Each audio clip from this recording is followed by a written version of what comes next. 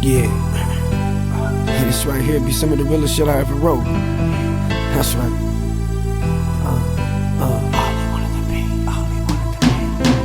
All he wanted to be was a gangster, a gangster. All he wanted to be was a gangster like them. All he wanted to be was a gangster, a gangster.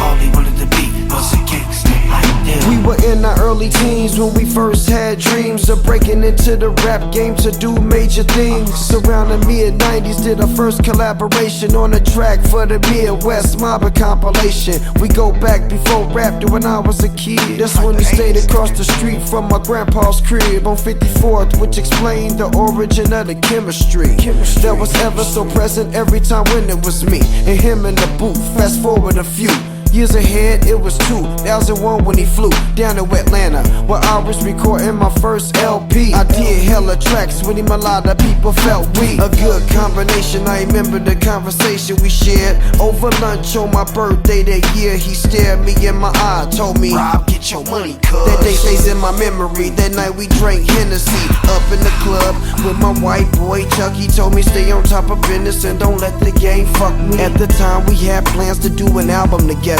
but there were certain issues that were present which never allowed it to see the light of day. Me and my management wasn't really feeling him on behalf of all the scandalous shit surrounding his name. Yeah, the boy had hits on him, type to keep goons with him, 30-round clips on him. Cause of all the beef he had, which really ain't good for business. I had to leave the streets alone in order for me to make it in this. He had connections with rappers in California who so well in Kansas City they appeared on the albums he was dropping. His name was ringing through the town, especially after some niggas tried to gun him down on a late night as he left the radio station. Rolled up on the excursion and he was riding it with pistols blazing. It hit the news the next morning, the streets were talking. People surprised he survived, wanted to see him in his coffin.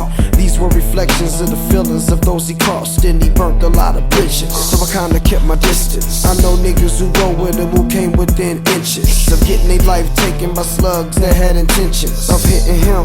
Bullets ain't got no eyes. A few times I rolled with him, I got calls from guys who had mad love for me, but they wanted to blaze him. Would say they was gonna shoot up his vet, but saw me in hellfire, hellfire, hellfire, hellfire. I guess I might have saved him.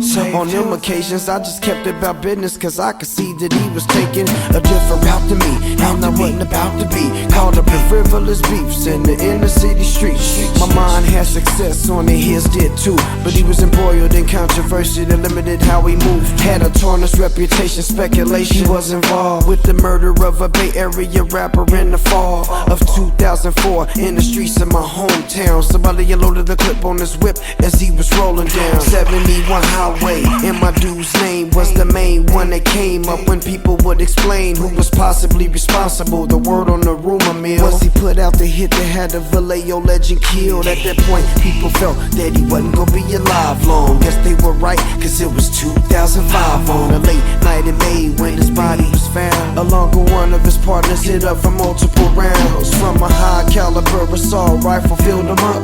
Was it retaliation that made niggas kill him up in Las Vegas, Nevada? After he died it was chatter from a lot of motherfuckers who was voicing how they glad the kid was dead now, and the media said how the deaths were the result of a hip-hop war between Kansas City MCs and rappers from the Bay that wasn't close to the truth. But we all be knowing they twist and distort shit when they report shit in the news. I felt as an artist it was important for me to use these tragic situations as a golden opportunity, proposing unity within the hip-hop community. Yeah, hip-hop, hip-hop. I did this for the love of hip-hop. That's right. Let's increase the peace. Let's do it through music. You know what I'm saying?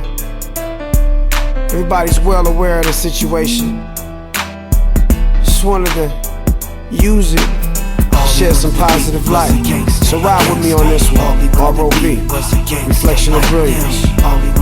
Rest in peace to all the fallen soldiers of the hip-hop game.